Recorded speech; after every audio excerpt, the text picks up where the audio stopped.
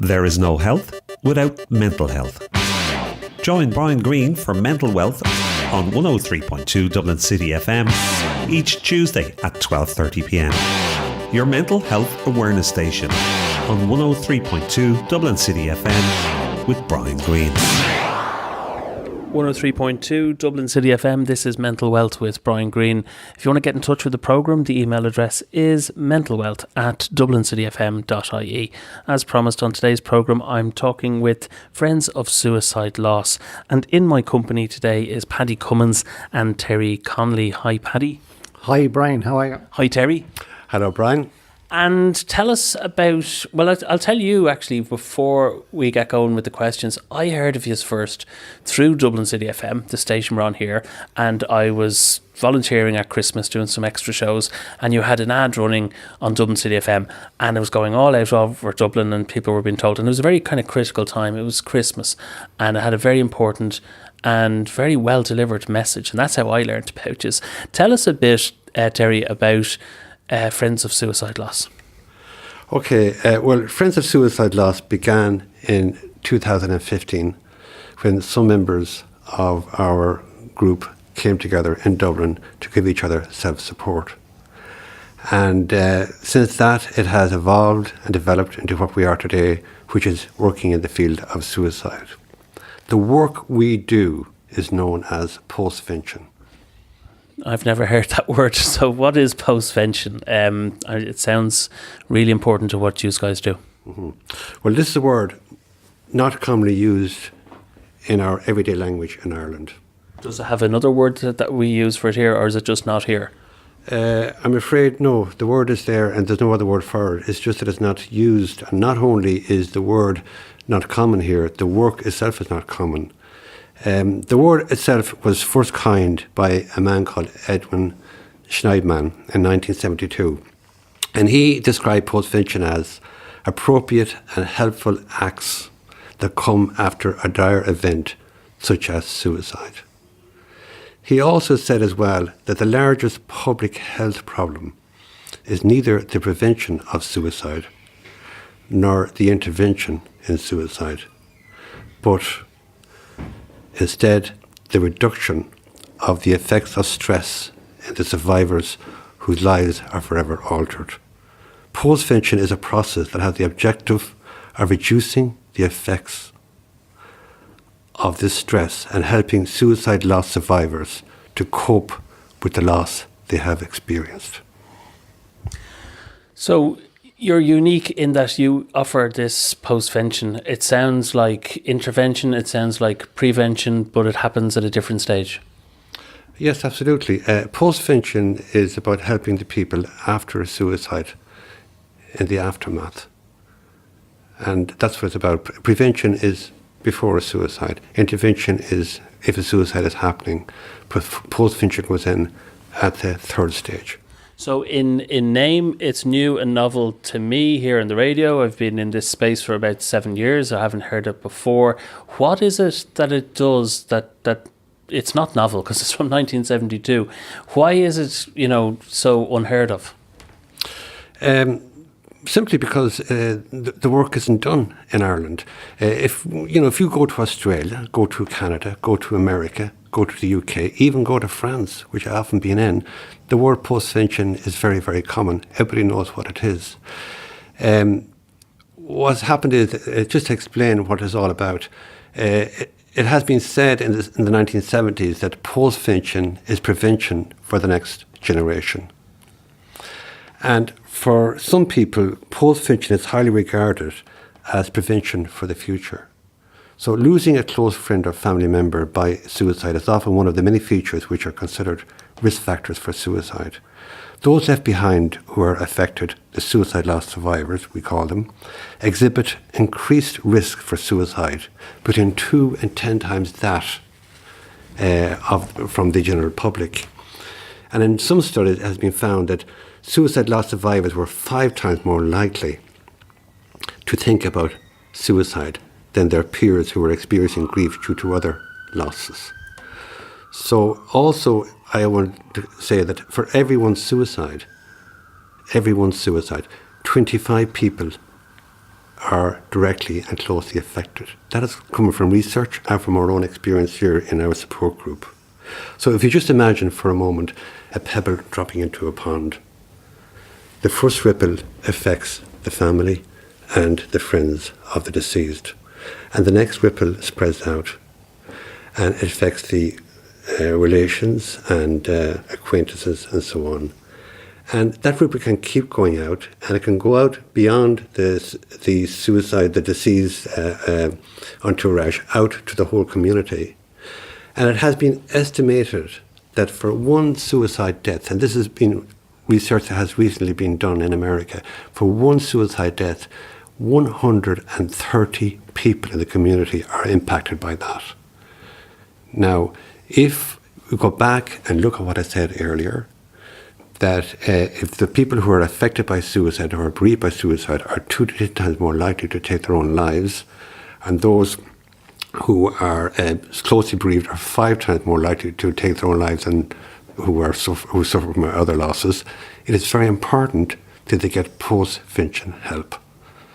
And what we do with postvention help is that the activities would include individual one-to-one therapy, support groups, and outreach support for the lost survivors. You deal with the immediate friends, the family, the 25, and then you go out to the community as well? Yes, absolutely. In the work of postvention is the immediate aftermath of a suicide, but it's also more than that. In our group that we have here, we have people coming to us who have been impacted by a suicide 30 years ago, 25 years ago, 15 years ago. They just got no help, and they've been traumatized since that event, and they come to us for help. So in the work we do, it's not just in the immediate aftermath. We do that. That's very important. But it's there for everybody. Anybody can avail of our services, no matter how long they have been affected by that suicide. Thanks, Terry. Paddy, you're more the services man. Tell us about how people in the first instance can avail of your service. Well, basically, the first connection with us is usually on the phone. When people pick up our number from the website or from yourselves at Dublin FM and other media that we use out around the communities. We would normally get a phone call then, and we would spend maybe a couple of hours on the phone with people to give them an opportunity to let us know how they're feeling and where they're at this particular time. We then invite them to meet us if they're willing by providing our outreach service or coming in to meet us in here in Abbey Street. We would spend usually a couple of hours with them then, sitting down, listening to their story and finding out what's going on in their inner world. And what is exactly their experience, because they're the expert in the room. We're not the experts. They're the experts. And we learn every single day from our people. We learn all the time. And our experience of people is quite dramatic in the sense that we have so many clients coming into us, varying ages and varying experiences, from newly bereaved to very long-term bereaved, from immediate family to extended family to friends.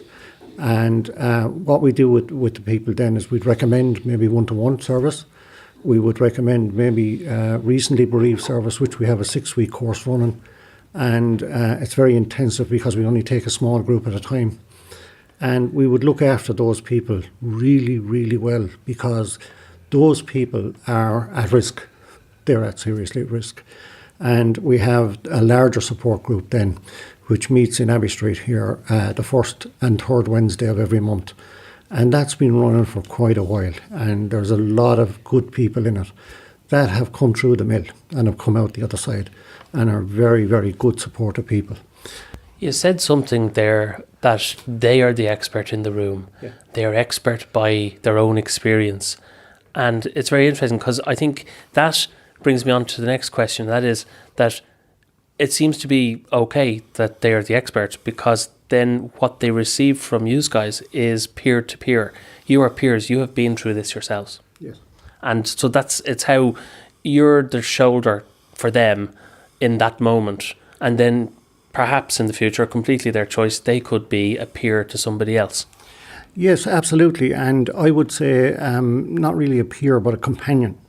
And in our experience working with people, they're the experts in their own unique individual grief, which is definitely very individual, depending on the person themselves, depending on the type of tragedy that you've had, and how you focus on it. And it gives us an opportunity to sit and learn, because we're learning all the time. And from our experience, we're able to feed back to them the different experiences we've had with other people and the different stories we've heard. And during our workshops, we're able to take the different themes and analyse them for them so that they can see the way they were analysed previously. And within that story, they might find something to hold on to, something that would give them an answer to one of those questions that they might have. And they're the experts absolutely in their own grief.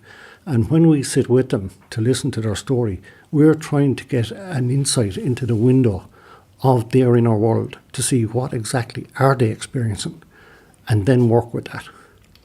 Is there a situation where some individuals need more rapid postvention than others? Absolutely.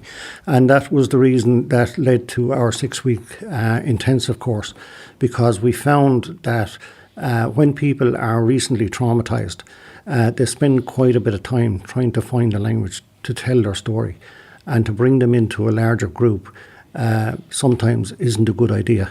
And we started up the intensive group then to give them space, to allow them to engage with themselves in order to feel safe to tell that story.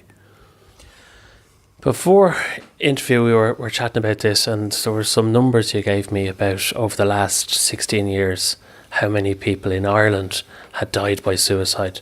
Is it something, I know you're into postvention, but is it something that you watch closely in terms of the broader subject? Is there, a decrease going on, and is there any info on, is that really happening, and if so, why? Well, firstly, the good news I have for you is that the suicide rate in Dublin over 3 years, from 2015, 16 and 17, has decreased by 52% compared to the 3 years previous to that. That's good news. And overall in the whole of the country, nationally, it has dropped by 20% in that period. Do we know why? It's difficult. I mean, there'll be so many reasons. But I suppose if you look at it from 2001 right up to 2017, firstly, we had 8,223 suicides in Ireland. And from 2001 right up to 2015, there was very little postvention work done in Dublin. I can only talk about Dublin because that's where we see the biggest drop. So, we can say it's a coincidence that we began our work in Dublin in 2015 in postvention and seen that drop. But at the same time, there would be other factors, of course. But I would like to think that the postvention work we're doing is showing some results. How many people come through your doors each month or year? It varies from time to time, but we are 3 years in existence now, and we would have catered for roughly around 170 to 180 people at this moment over that period. Another thing is that 52% is a wonderful reduction number, but just one situation, one ripple, one stone in the pond is too much for an individual group of family and friends of an individual. What, at the very first moment when they contact you, what do you even say to them? Well, basically, at the very first moment that they contact us, we listen. Listening is the key thing, because when a person is in a very traumatic state, they're looking for somebody to listen. And there's no point in we saying a whole lot, just basically asking them, how can we be of service to them, or how can we help them? And that usually leads to maybe an hour or 2 hours of conversation. And if they want us, I travel out around the country, I'll go anywhere in the country to meet people, so there's no problem. It's not just Dublin based. The outreach service that we provide goes everywhere, but we would get phone calls, and I would get phone calls at times, where people would maybe stay on the phone for a couple of hours talking, but they don't want any more service. They have enough in the phone call. They just needed somebody to listen. And we'd find that very, very often. And I just want to add there that work we do is very unique in Dublin. That's what's called outreach support. So we have, we do one-to-one counselling. We also have group support, which is very, very important and very valuable as well. But the outreach support is very unique, and we do that. So that outreach support will entail calling to the families, to their homes on their request, staying with them as long as they want, showing them all the practical things that happen with the inquest, because there's always an inquest after a suicide, and people get very confused and frightened when this happens to them and they don't know what's going to happen. There's a public inquest, and we reassure them and help them with that process. And then we have a situation where they may want information about wills or the funeral or whatever. We provide all that for them. That's the practical side. And then, of course, on the emotional side and the psychological side, we're there and to sit with them for as long as they want, to listen and to help them in any way we can. You're with Dublin City FM on 103.2, and I'm with Friends of Suicide Loss, the voice of Terry there. And Paddy just mentioned something there about listening. And it also, I suppose, means you don't come in with postvention and say, we know all the answers. No, absolutely not. First and foremost, we wait for an invitation. We don't impose on anybody. And when we come in, we're very interested in learning all about the family, their circumstances, and what they are feeling at this time. We then would measure and gauge our services that we could provide to them. Like Terry said, the outreach service is really important because people feel very safe in their own homes, and they're inclined to make that first engagement on their own turf because it suits them to do so. And sometimes they like to have a friend with them to give them moral support. And once they get over that initial meeting, they can then come into town to meet us. And they can start our intensive programme, which is the 6-week programme, and then progress on to the larger group programme. But we provide quite a wide range of service for a small group of people. And in the process, as Terry mentioned, of the coroners and the inquest process, there is an autopsy report that the people are very frightened of and very afraid of. And we nurture them through that process of engaging with the actual autopsy and prepare them for the inquest so that they go into the inquest armed with any questions that they want to ask. And we allay their fears and we show them what the process is all about. And that's a very important part of what we do with people. But the engagement with the person themselves, with the family, with the friends, sometimes the people can't even find the words to talk to their neighbours. How are they going to approach their neighbours?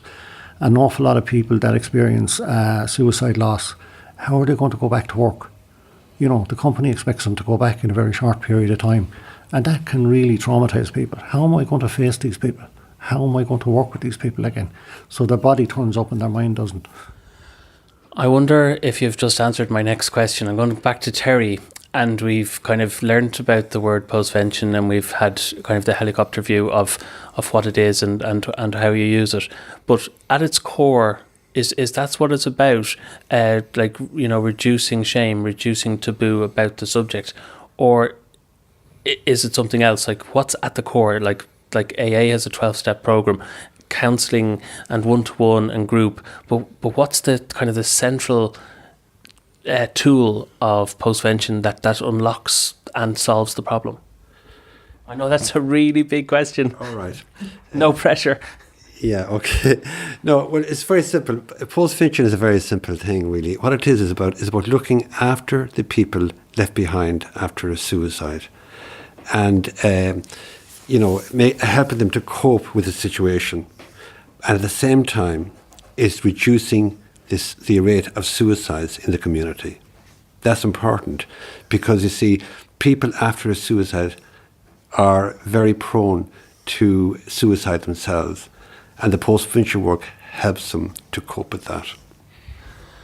So it's a self-awareness and a family awareness onto a situation and into their psyche at that grief time for them. Yes, at that particular time. I mean, okay, Brian, let's put it this way to you, right? Can you imagine any family out there listening and their next door neighbour dies from suicide and there's nobody coming to them? There's no help, nothing. Now, there's very few groups you can think of, very few things you can think of where there's not group support there. Now, I'm not going to mention whatever, but there's so many group supports for those type of things. And suicide, you see, has a taboo. There's a stigma to suicide. It was a crime in Ireland up till 1993. It was a crime. In England, it was up to 1961. You say 1993, and people still wrongly use the term committed suicide, which the proper term I think nowadays is died by suicide, but that comes from the criminalised period, or hundreds of years under common law that it would have been a crime, but it's no longer, but it's still in common usage and in people's minds and in their language that it is. Oh, absolutely. And I mean, going back 100, 200 years ago, if somebody died from suicide, they were buried at the crossroads. They weren't allowed to be buried in hallowed ground. And the people themselves were isolated and they were boycotted, the people left behind. And, that caused isolation and stigma. So what happened was the people left behind were boycotted by the community, by the state and by the church. And this continued even with the state. It continued up to 1993. So, it'd be quite normal for people still to feel that stigma and that isolation. And what we find then ourselves, that after a suicide, more so than any other bereavement death that we see out there, isolation creeps in big time. We find ourselves, when we engage with people, we find that they feel so isolated. So what happens is society, isolated from the past, and still does. And the people themselves tend to isolate themselves because the wound is so deep and so raw and so intense that they feel they have to isolate themselves to protect themselves. And what we do in our work in postvention is to bring them out of that isolation and bring them back to a normal life again.